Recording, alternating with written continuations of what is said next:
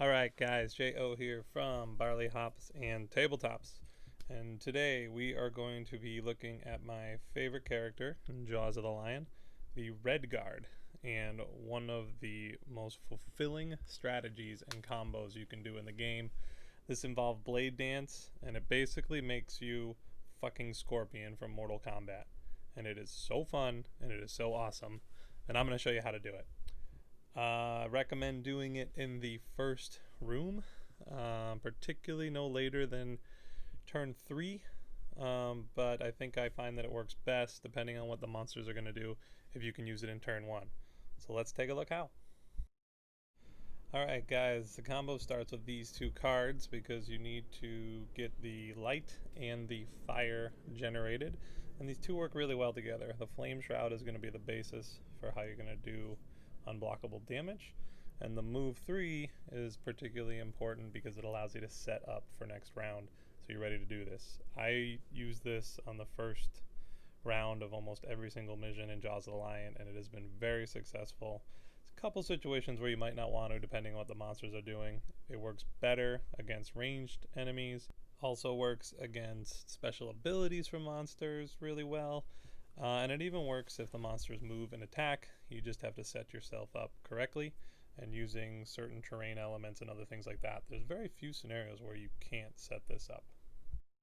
The critical part about this combo is using that move 3 from Shocking Advance to put yourself in a position where you are more than one space away from 2 monsters, but they are not further than 3. This is actually a lot easier than it sounds, but that's what you're looking for in the first round. Based on what the monsters are going to do, get into a position like that. This allows you then to pull in the monsters next round and get that free unblockable 2 damage on each one of them from the Flame Shroud. And that's the important part of setting this whole thing up. Alright, so the second round then you're going to set up the Blade Dance, and I like to combo it here with Twirling Stabs, but it's going to really depend on the situation. If you think you're going to kill the guys, you might want to put something else on the bottom row. There's other bottom row attacks you can use. I really got to use your best judgment on here, but most of the time that's the card I'm using, but depending on the situation that could change. The real important part is getting the Blade Dance out and getting ready to spend those elements. This is such a fun and great way to start the mission because you get 3 attacks in the second round. You get 4 unblockable damage to 2 different enemies.